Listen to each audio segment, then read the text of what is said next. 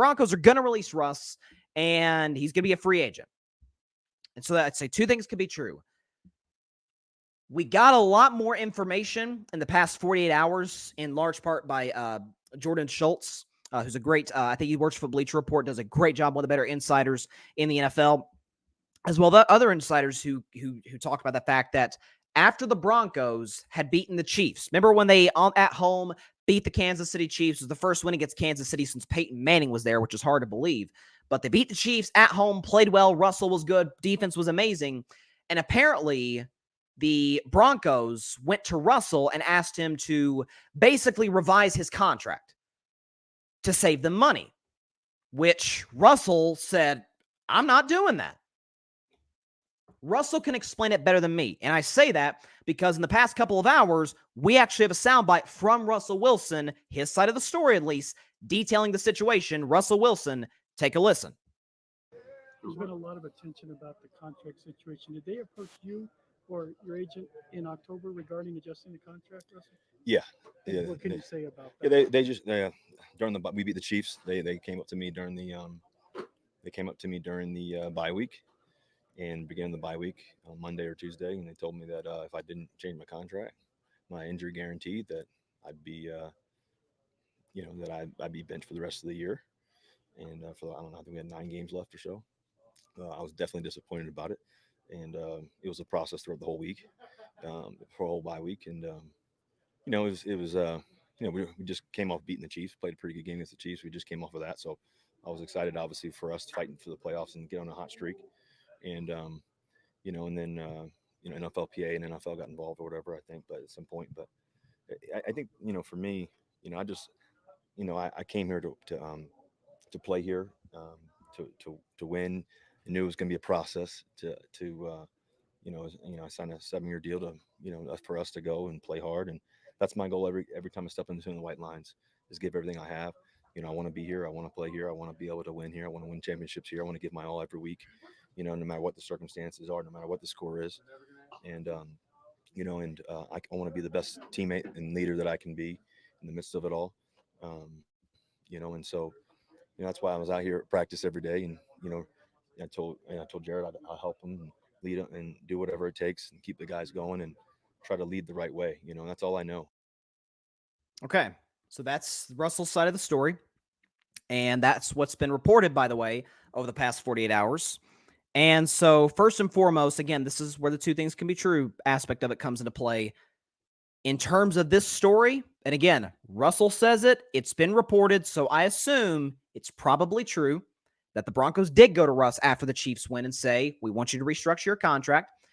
And from that perspective, I am 1,000% on Russell's side, as I would be with any athlete. Because the fact of the matter is, we talk about the athletes making all this money, blah, blah, blah. Oh, my God, they're so rich.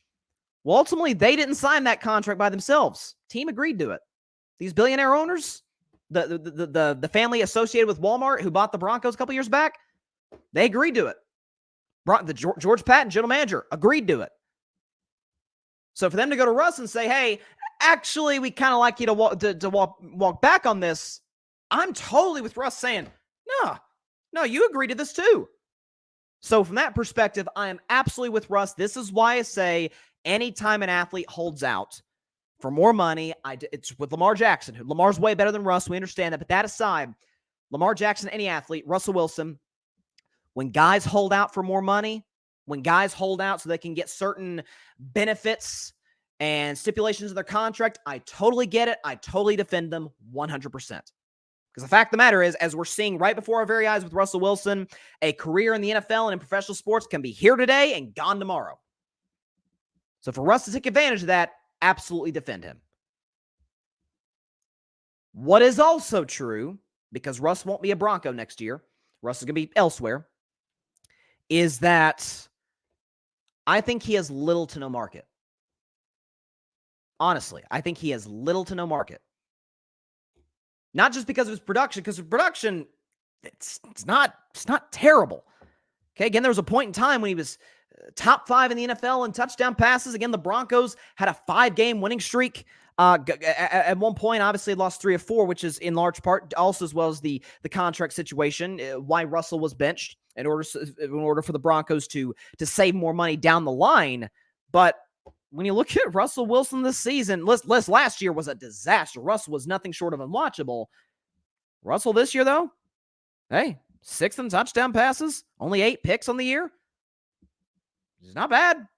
Not bad by any stretch. If we could pull up his pass rate is 98, pretty close to 100. So Russell's been by no means whatsoever been a bad quarterback this season in the same form and fashion that he was a year ago. It's not the production, though. It isn't really even just the fact that you have to use Russ more as a game manager because he is getting up there in age and his game has evolved and changed, not necessarily for the better. Sean Payton is now the fifth person, at least that I've seen, major players or coaches involved with Russell Wilson. Sean Payton, head coach of the Broncos, Super Bowl champion, is now the 5th guy to come out against Russ publicly. We had Marshawn Lynch take shots at Russ on Shannon Sharp's podcast. We had KJ Wright last season. I forget. It might have been on I think it was on Richard Sherman's podcast. Take a shot at Russell Wilson. Richard Sherman has taken multiple shots at Russ on his show and otherwise. Even when Russ was a Seahawk, Richard Sherman was taking shots at one Russell Wilson. Pete Carroll, remember last year when Geno Smith was balling, and Geno Smith, I think, led the league in pass rating last year, and Pete Carroll had the quote saying, like, it's nice to have a quarterback who wears a wristband, which was clearly a shot at Russell. And now Sean Payton, how many outbursts at Russ have we seen? I remember during the Lions game especially, have we seen between Sean Payton and Russell Wilson? Getting his face, yelling at him. Now, I've never been a huge fan of at least, listen, this is me personally, this is not how I respond to not performing well, is someone getting right up in your grill and yelling at you. So I sort of empathize with Russ in that regard. But in the same form of fashion, Sean Payton wins with a lot of quarterbacks. He's kind of been the quarterback whisperer. He's with Tony Romo early in his career in Dallas. He helped Drew Brees, not to take credit from Drew because he's one of the 10 best at the position ever. Drew Brees' career was over, seemingly, because of the shoulder problems. And we all know infamously the Dolphins didn't take him in. That's why Nick Saban went to Alabama. We know that story.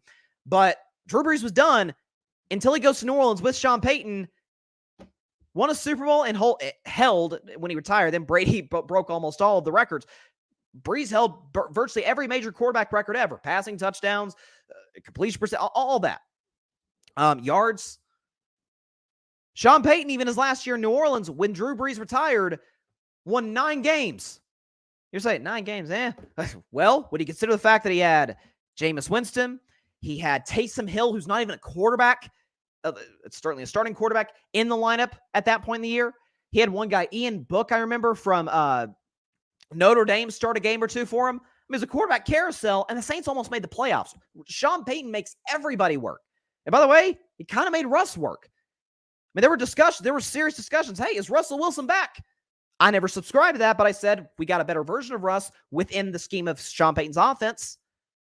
But the moral of the story, that's now 5 people, at least that I've counted, that are either players that have played with Russ or coaches that have coached Russ that have taken shots at him.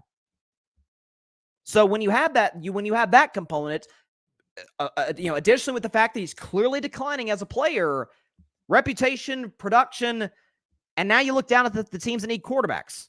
Okay, let's look at the AFC East. Jets need a quarterback. They just don't know it, but they've got Aaron Rodgers. They're not going to make that happen.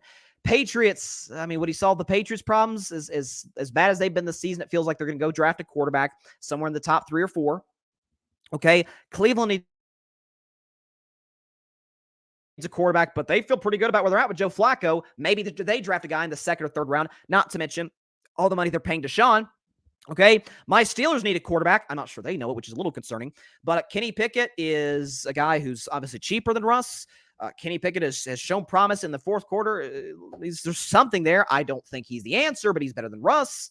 At least has shown at times to be better than Russ. He's certainly cheaper than Russ. Indianapolis has Anthony Richardson. Keep looking down the list. Tennessee is going to trot out Will Levis for another year. Again, cheaper than Russ. The Raiders, I've heard the Raiders mention, would they do it because they're paying Garoppolo? Listen, Antonio Pierce is trying to ensure that he's the long-term guy.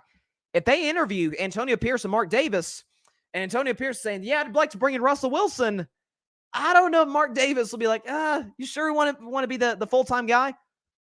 So the Raiders are Probably not a factor. The Giants are stuck with Daniel Jones. I don't see that happening. The Commanders are 4-11. They're going to draft a quarterback, we assume. Keep looking down the list. Chicago either has Justin Fields or Caleb Williams. So they're not taking Russ in that, that situation. Atlanta to me seems like the most realistic destination given the fact that they're around the middle of the draft. They'll be drafting, I think, like 12, 13, depends on how they finish this season. Maybe Atlanta works. I could potentially see that. The Saints, they're paying too much money to Derek Carr. They won't bring Russell Wilson in. The Bucs are more than happy with Baker Mayfield and what he's doing this year. Carolina, we saw last week, and we've seen when he has a freaking offensive line. Bryce Young shows promise, and they gave up too much to just bail on him after 1 year. Arizona has Kyler or quarterback. Seattle, we know for a fact they're not bringing back. I mean, keep looking down the list of teams. What's Russell's market? I'm really not sure. Thanks so much for watching the show on YouTube, and be sure to go click that big red subscribe button and check out the other clips and full shows from Carving It Up Live, as well as our other incredible content creators here on the Grid Network.